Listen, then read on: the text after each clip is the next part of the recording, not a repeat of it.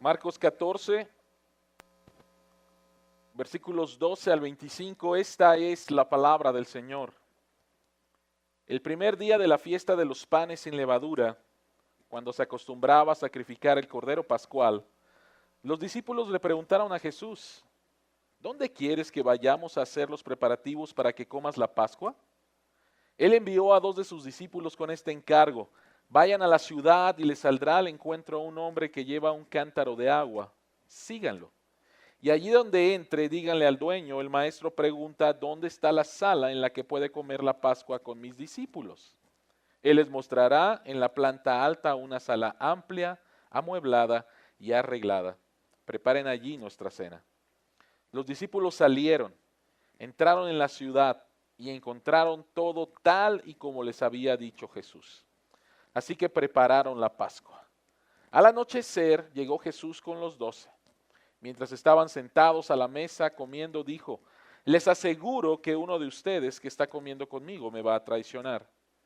Ellos se pusieron tristes y uno tras otro empezaron a preguntarle: ¿acaso seré yo? Es uno de los 12, contestó, uno que moja el pan conmigo en el plato.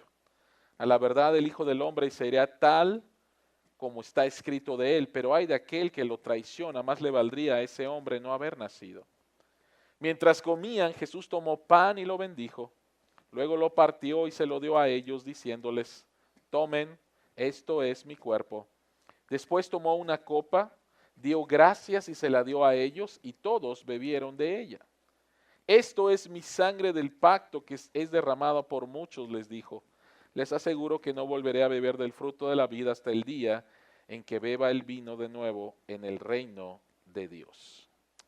Señor que estás en los cielos, abre nuestros ojos para ver las maravillas que hay en tu palabra y que tu Espíritu Santo nos guíe a toda verdad. Amén. Imagina que te reúnes con tu familia a celebrar el Día de Reyes, los Reyes Magos, y están partiendo la rosca y de repente se te aparece un hombre moreno, un hombre blanco y uno no tan blanco y te dicen: somos verdaderamente los magos y venimos aquí a cenar contigo. O estás celebrando Nochebuena, ¿sí? Y de repente se aparece un hombre regordete, con barba, y te dice: soy Santa Claus, de verdad. ¿Sí? ¿Por qué estoy diciendo esto? Esto que no va a pasar jamás, ¿sí? Porque en esa cena, una cena que los judíos celebraban año con año, con año, con año, Jesucristo va a decir algo que va a dejar atónitos a sus discípulos. Les va a decir en pocas palabras: yo soy el cumplimiento de la Pascua. Esto que estamos celebrando, y este cordero que vamos a comer, si es que hubo cordero, algunos piensan que no hubo cordero, el cumplimiento soy yo. Yo soy el cumplimiento de la Pascua. Y vamos a ver en este pasaje 3 cosas. En primer lugar, lo que acabo de decir, el cumplimiento, cómo Jesucristo cumple con el propósito de la Pascua. Número 2, vamos a ver cómo Jesucristo, al cumplir con el propósito de la Pascua, otorga 2 regalos a su pueblo. Y en tercer lugar, Jesucristo hace una promesa al término de esta cena. 3 cosas: el cumplimiento, los regalos y la promesa. Así que vayamos al número 1, al cumplimiento, versículos 12 al 17. Y tenemos que recordar que la Pascua era una celebración, era la más importante celebración. Era como celebrar el grito de independencia de México. Era la Pascua para los judíos, para que más o menos entiendas de qué se trata. Para nosotros el 15 de septiembre, el grito de independencia, precisamente celebramos eso, la independencia de los españoles.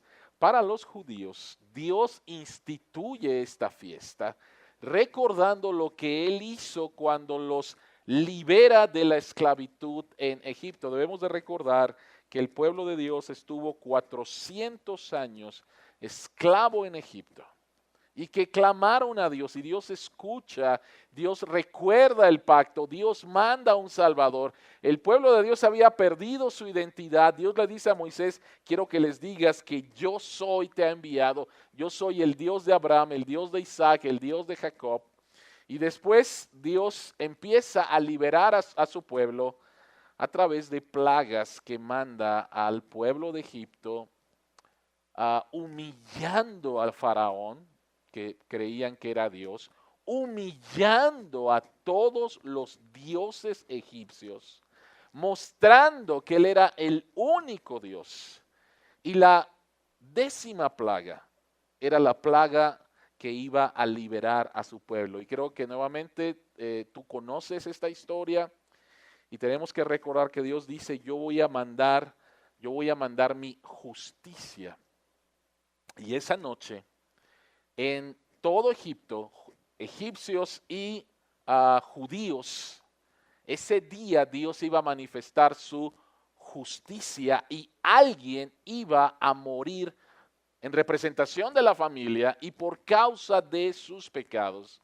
Y Dios le dice a su pueblo, quiero que preparen esta fiesta, quiero que tomen un cordero sin mancha, sin defecto, quiero que lo sacrifiquen, quiero que tomen su sangre y unten con sangre los dinteles de su puerta. Entonces cuando pase el ángel, al ver esa sangre, va a pasar por alto esa casa. Eso significa Pascua. Pascua significa pasar por.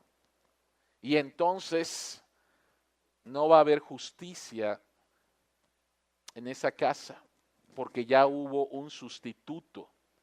Pero en las casas donde no haya un sustituto, entonces Dios iba a manifestar su justicia tomando la vida de los primogénitos. Así que esa noche alguien iba a morir, alguien tenía que morir. Iba a morir el primogénito o iba a morir un sustituto. Y tú te ibas a salvar, tu familia se iba a salvar si creías en la promesa de Dios que a través de un sustituto, que a través del derramamiento de sangre de un cordero, si creías en eso, tú y tu familia se iban a salvar. Si no creías en eso, Dios iba a tomar la vida del primogénito. Y esa noche pasó. Y la escritura dice que todo Egipto lloró. Y que al otro día Faraón dijo, váyanse de aquí. Y el pueblo de Dios sale de su esclavitud siendo rescatado por Dios a través del derramamiento de sangre de un cordero como sustituto. Y Dios le dijo a su pueblo que tenían que celebrar esta fiesta cada año. Era un tiempo de recordar la esclavitud y de recordar cómo Dios en su gracia y misericordia salva por medio de un cordero, de la sangre derramada de un cordero, de un sustituto. Ahora, cuando por primera vez Juan el Bautista ve a Jesús, él hace la declaración que es el nombre de nuestra iglesia. Y Juan el Bautista dice, he ahí el Cordero de Dios que quita el pecado del mundo. Yo crecí en una familia católica romana, como posiblemente algunos de ustedes, y fui muchas veces a la iglesia, y en la iglesia siempre escuchaba ese canto, Cordero de Dios que quitas el pecado del mundo, danos la paz, algo así. Pero nunca lo entendí. Nunca lo entendí, lo canté, pero nunca lo entendí, jamás. ¿Quién es este Cordero de Dios? ¿Sí? ¿Por qué cantamos eso? Cuando Juan dijo eso, Juan sabía perfectamente lo que estaba diciendo y los judíos a su alrededor sabían perfectamente lo que estaba diciendo Juan. Jesucristo es el cumplimiento y Él verdaderamente va a ser el Cordero. Todos los corderos que han sido sacrificados cada día apuntan al verdadero Cordero de Dios, apuntan al verdadero sustituto. Después de que el pueblo de Dios regresó de su exilio de Babilonia, la celebración de la Pascua cambió de alguna manera. Y hasta el día de hoy, si tienes un amigo judío, pregúntale, y si verdaderamente celebran, porque hay judíos de todo tipo, si tienes un amigo judío y verdaderamente celebran la Pascua, pregúntale cómo la celebran, qué es lo que hacen. Y más o menos te va a decir algo como lo siguiente. En la fiesta de la Pascua es una comida de 4 partes y al final de cada parte una copa de vino era tomada que simbolizaba que esa parte había terminado. Entonces está la cena, están las personas, hay 4 copas y la primera copa es la copa de bendición. La segunda copa es la copa de la ira, en la cual el niño más pequeño de esa familia le pregunta al papá, el papá es el anfitrión de la fiesta, y le pregunta al papá, ¿por qué celebramos esto? Es una cena que enseña algo. Y le pregunta, ¿por qué celebramos esto? Y entonces el papá empieza a hablar acerca de, fuimos esclavos en Egipto, nuestra vida era una vida de amargura y sin embargo Dios en su misericordia, en su gracia, nos libró por el Cordero Pascual. Entonces la primera copa, la copa de bendición, la segunda copa, la copa de la ira, la tercera copa era la copa de redención, donde se recordaba todo lo que acabamos de decir, y la cuarta copa era la copa del reino o la copa de la comunión, pensando en la comunión ahora que tiene Dios y su pueblo. Esa es la manera en la cual en el tiempo de Jesús se celebraba y es en la cual hasta el día de hoy los judíos ortodoxos siguen celebrando la Pascua. Ahora, ahí está Jesús, está con sus discípulos, ya pasó la primera copa, ya pasó la segunda copa y Jesucristo toma la tercera copa. Y en la tercera copa, el anfitrión decía unas palabras que estaban en el libro de Deuteronomio capítulo 26, donde decía, al tomar el pan, decía, este es el pan de nuestra aflicción. Y ese era el guión que por generaciones el anfitrión, el padre de esa familia, decía, tomaba el pan y decía, este es el pan de nuestra aflicción, de nuestra amargura, lo que comieron nuestros padres en el desierto, etcétera, etcétera, etcétera. Ese era el guión. Y de repente Jesucristo toma el pan y dice, este es mi cuerpo. Entonces, estoy casi seguro que todos los discípulos debieron de haberse puesto a ver, se le olvidó a Jesús las palabras. Jesucristo se olvidó del guión. Jesucristo está aquí improvisando. Jesucristo no está improvisando. Jesucristo no se le olvidó el guión.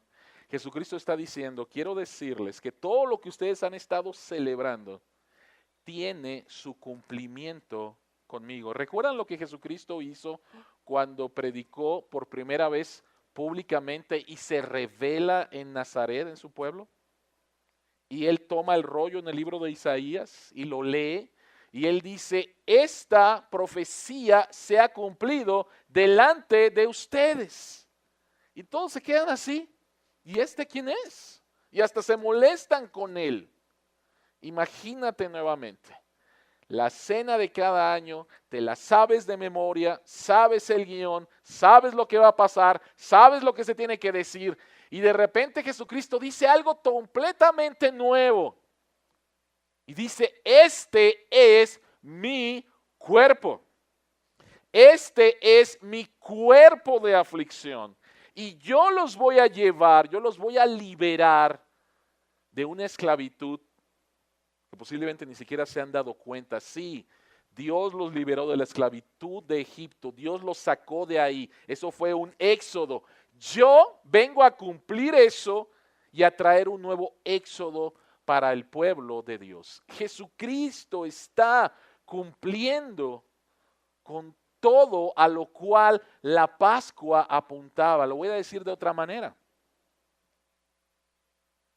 Todos los años, en el tiempo de Jesús habían pasado aproximadamente más de 1000 años en el cual el pueblo de Israel celebraba la Pascua. Todos esos 1000 años de celebración de la Pascua, que no fueron perfectos, hubo tiempos en los cuales no se celebró la Pascua por la infidelidad y la incredulidad del pueblo de Dios, pero todas esas celebraciones eran simplemente un ensayo. Era un ensayo. El grupo de alabanza ensaya todos los sábados, pero ese ensayo no es lo que ellos van a presentar, es un ensayo. Y el domingo vemos lo que ellos estuvieron ensayando, el domingo vemos la realidad. Todas las cenas de la Pascua eran un ensayo para que ese día, un jueves santo, Jesucristo dijera, ya no hay más ensayos. Esta es la realidad. Y la realidad es que yo soy el verdadero Cordero Pascual. Y esto es lo que dice Jesucristo, esto es lo que dice Pablo en 1 Corintios capítulo 5, versículo 7, dice, porque Cristo, nuestro Cordero Pascual, ya ha sido sacrificado. Jesucristo es el cumplimiento de lo que apuntaba la Pascua. Él es verdaderamente el Cordero Pascual. Algunos comentaristas como Tim Keller piensa que, y está registrado ahí en los evangelios, se menciona el pan y se menciona el vino, pero no se menciona el Cordero. Y él dice, es su opinión, posiblemente es verdadero o no, pero él dice, la razón por la cual no se menciona el Cordero, la cena, es porque el verdadero Cordero está ahí. Y no era necesario entonces un Cordero. Ahí está el verdadero Cordero. Jesucristo es el cumplimiento. Todo lo que apuntaba el Antiguo Testamento tiene su cumplimiento en Jesús y debemos de recordar lo que Jesucristo les dijo a los dos con los cuales caminó, que iban rumbo a Emaús en su resurrección. Jesucristo les dice, todo el Antiguo Testamento habla acerca de mí. Todo. Todo tiene su cumplimiento perfecto en Jesús. Entonces, número uno, Jesucristo es el cumplimiento. Y Jesucristo es el cumplimiento y nos otorga a nosotros, su pueblo, dos regalos. Vean por favor el versículo 22. El primer regalo lo encontramos en el versículo 22. Dice, mientras comían, Jesús tomó pan y lo bendijo, luego lo partió y se lo dio a ellos, diciendo, tomen, esto es mi cuerpo. Jesucristo no está hablando simplemente de su cuerpo físico. Jesucristo está hablando de todo su ser. Y Jesucristo está diciendo, este es mi primer regalo para ustedes. Yo me entrego completamente a ustedes. Yo entrego mi vida por completo a ustedes. El primer regalo que Él nos da es su presencia permanente. ¿Qué significa su presencia permanente? Uno de los errores en la vida cristiana es pensar que cuando nosotros pecamos, Dios se aleja de nosotros. Y muchas personas piensan así, y muchos pastores enseñan así, y muchas iglesias creen en esto. Que cuando tú pecas, de repente el Espíritu Santo se te sale y se va, quién sabe a dónde. Y Dios también se aleja de ti. Pero el hecho de que Jesucristo diga, esto es mi cuerpo que por ustedes entrego, nos dice que Él se está comprometiendo con nosotros y que su presencia con nosotros va a ser, como Él dijo en Mateo capítulo 28, hasta el fin del mundo. Su presencia con nosotros no es de ninguna manera condicional. Su presencia con nosotros es para siempre, aun cuando tú y yo hemos pecado. Segunda de Timoteo capítulo 2 versículo 31 dice, si somos infieles, Él sigue siendo fiel, ya que no puede negarse a sí mismo. Cuando tú y yo pecamos, tú eres, yo soy quien me alejo de Dios. Dios permanece con nosotros porque Él ya pagó nuestro pecado. Y lo único que somos llamados a hacer es arrepentirnos, confesar nuestro pecado y venir nuevamente a Él. Él no se ha alejado y Él nos está esperando con los brazos abiertos. Somos nosotros los que creemos que Dios se ha alejado de nosotros, y somos nosotros los que creemos que tenemos que hacer cierta clase de sacrificio para volver a acercarnos con Dios, porque si no, Dios no nos aceptaría. Esa es una mentira. El primer regalo que Dios nos da, que Jesucristo nos otorga como el verdadero Cordero Pascual, es su presencia permanente. El segundo regalo lo encontramos en los versículos 23 al 24, que dice lo siguiente. Después tomó una copa, dio gracias, se la dio a ellos y todos bebieron de ella, es la tercera copa. Esta es mi sangre del pacto que es derramada por muchos. En este segundo regalo, Jesucristo nos está diciendo, yo soy verdaderamente el Salvador.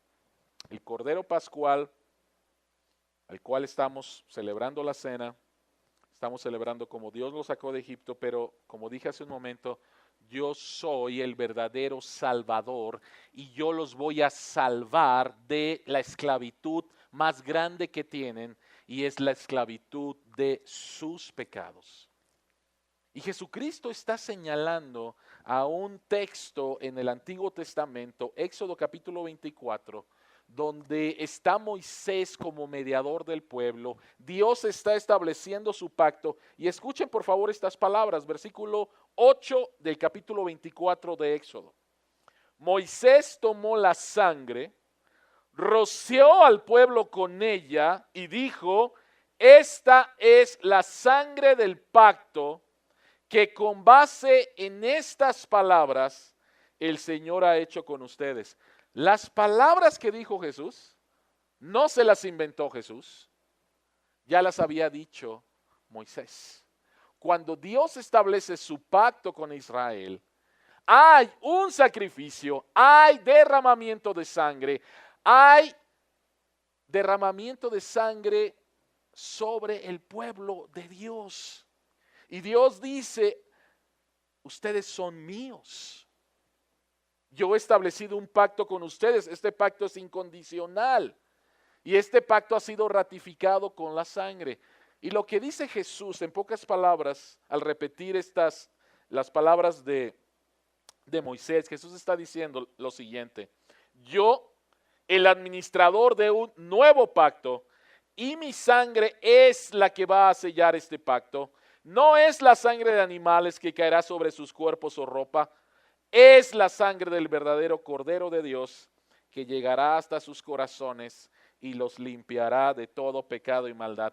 No sé cómo te sentirías si de repente yo trajera aquí una charolita con sangre y pasara con cada uno de ustedes a rociarles sangre.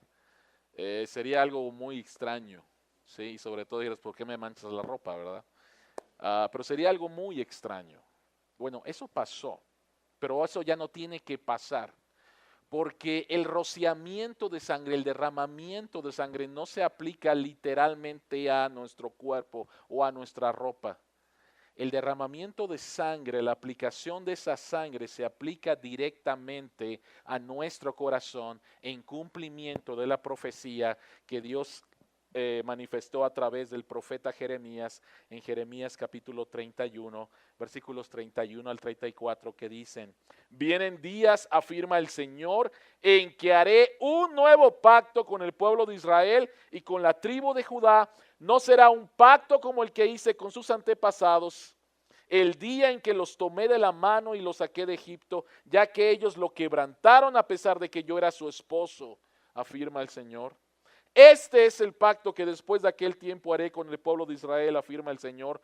Pondré mi ley en su mente y la escribiré en su corazón. Yo seré su Dios, ellos serán mi pueblo. Ya no tendrá nadie que enseñar a su prójimo, ni dirá nadie a su hermano: conoce al Señor, porque todos, desde el más pequeño hasta el más grande, me conocerán, afirma el Señor. Yo les perdonaré su iniquidad y nunca más me acordaré de tus pecados. Cuando Jesucristo está diciendo yo soy tu Salvador, lo que Él está diciendo, y no es algo nuevo, Jesucristo está diciendo: el castigo lo voy a recibir yo, la ira de Dios la voy a recibir yo, el sustituto voy a ser yo. ¿Qué significa entonces este segundo regalo de que Jesucristo es nuestro Salvador?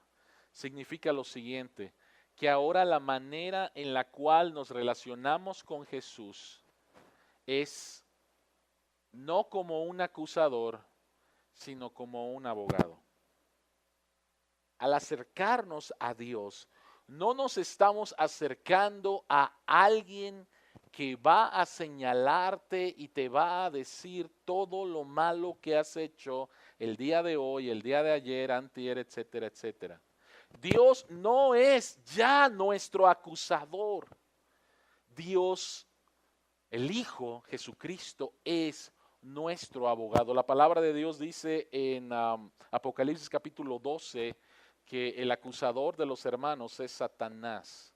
Pero primera de Juan capítulo 2 versículo 1 dice: hijitos míos, les escribo estas cosas para que no pequéis, pero si alguno hubiere pecado, abogado tenemos para con el Padre, a Jesucristo el justo.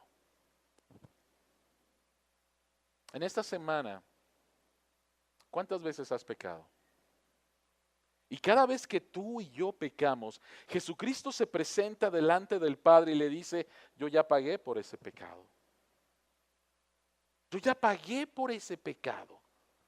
Yo ya pagué por ese pecado. Por eso Hebreos capítulo 7 versículo 25 dice, hablando de Jesús: por eso también puede salvar por completo a los que por medio de él se acercan a Dios, ya que vive siempre para interceder por ellos.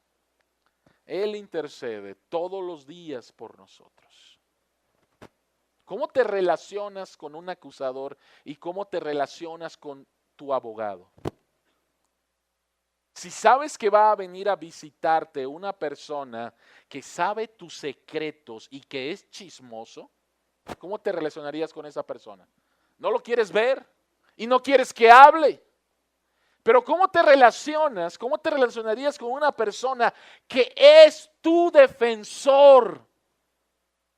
Corres a él, vas con él, confías en él. Y eso es lo que significa este segundo regalo. Jesucristo es nuestro Salvador y nos relacionamos con Él como nuestro abogado. Y por lo tanto corremos a Él porque sabemos que Él ya no nos va a decir: Eduardo, yo sé lo que hiciste hace media hora. Samuel, yo sé lo que hiciste cuando nadie te vio. Ismael, yo sé. No. Ese pecado fue pagado, ese pecado fue pagado, ese pecado fue pagado. Y entonces estamos en libertad delante de Dios, sabiendo que Él no nos acusa, porque el que cargó con la ira fue Jesucristo, el verdadero Cordero Pascual. Él es el cumplimiento. Él nos da dos regalos. Número 3, Él nos da una promesa. Jesucristo nuevamente se sale del guión, porque Jesucristo no levanta la última copa. La última copa, como dije, es la copa del reino, o era la copa de la cual se establecía, se recordaba la perfecta comunión entre Dios y su pueblo. Pero Jesucristo no lo hizo. Lo que Él hace es lo siguiente, vean el versículo 25. Jesucristo dice: les aseguro que no volveré a beber del fruto de la vid hasta el día que beba del vino nuevo en el reino de Dios. ¿Por qué Jesucristo rehusó? Recuerden por favor que son 4 copas, las cuales están representadas en Éxodo capítulo 6, versículos 6 y 7, que dice lo siguiente: voy a quitarles de encima la opresión de los egipcios. Esa es la primera copa, rescate de Egipto. Después dice: voy a librarlos de su esclavitud. Segunda copa, liberación de la esclavitud. Después dice: voy a liberarlos con gran despliegue de poder, con grandes actos de justicia. La tercera copa, la de redención. Pero el versículo 7 dice: haré de ustedes mi pueblo y yo seré su Dios. Y esa es la copa del reino, o la copa de la nueva comunión y relación con Dios. Esta copa, Jesucristo no la toma y solamente nos hace una promesa. Y la promesa es: la voy a celebrar contigo. La voy a celebrar contigo. Pero la voy a celebrar en el cumplimiento de todas las cosas. Hoy es en la noche. Mañana yo sé lo que va a pasar. Mañana yo voy a ser crucificado. Mañana voy a derramar mi sangre por el pueblo de Dios. Voy a ser sepultado. Al tercer día yo voy a resucitar y voy a ascender al cielo. Pero esta cuarta copa no es para hoy. Esta cuarta copa es para lo que viene. Y así como voy a morir y voy a ser sepultado y voy a resucitar, te aseguro, y de eso vamos a hablar el domingo, te aseguro que un día vamos a celebrar de nuevo la realidad de esta cena, y ahora sí vamos a levantar la copa de la comunión perfecta entre Dios y su pueblo, porque ese día ya no va a haber más llanto, no va a haber más enfermedad, no va a haber más dolor, y lo más importante, no va a haber más pecado. ¿Recuerdan lo que les dije al principio, la introducción de este mensaje? ¿Qué pasaría si estás partiendo la rosca y de repente se aparecieran los 3 reyes? O estás en la cena de Navidad y de repente se aparece Santa Claus. Bueno, un día vamos a estar verdaderamente celebrando esta cena, y verdaderamente va a estar el Cordero. Verdaderamente va a estar el Cordero. Él va a ser nuestro anfitrión. Y como dice su palabra, Él va a enjugar toda lágrima de nuestros ojos. Y lo único que va a salir de nuestra boca es alabanza, como lo que vamos a hacer en un momento más. Padre que estás en los cielos, a ti sea toda la gloria y la alabanza por tu palabra. Tú cumples tus promesas. Todo el Antiguo Testamento hablaba acerca de ti, Señor. En el cumplimiento de los tiempos nació Jesús, vivió una vida de obediencia perfecta a ti. Y en el momento, Señor, que tú determinaste, Él les revela a sus discípulos que Él es el Cordero de Dios que quita el pecado del mundo. Ellos no lo entendieron esa noche, ellos no lo entendieron esa mañana. Ellos fueron testigos de cómo el Cordero fue sacrificado y no lo entendieron. Nosotros tenemos tu revelación completa. Ayúdanos a seguir entendiendo. que tu presencia, Señor, con nosotros es permanente. Que has venido a ser morada en nosotros por medio de tu Espíritu Santo. Y que eres nuestro Salvador. Y que eres nuestro abogado. Y que podemos correr a ti en busca de refugio, en busca de guía, en busca de sanidad, en busca de sabiduría, en busca de guía. Gracias, Señor. Bendice tu pueblo, bendice a tu pueblo, Cordero de Dios. Y que en un momento más podamos participar de esta cena en una actitud de adoración, en una actitud de alegría, en una actitud solemne. A ti sea toda la gloria en Jesucristo. Amén.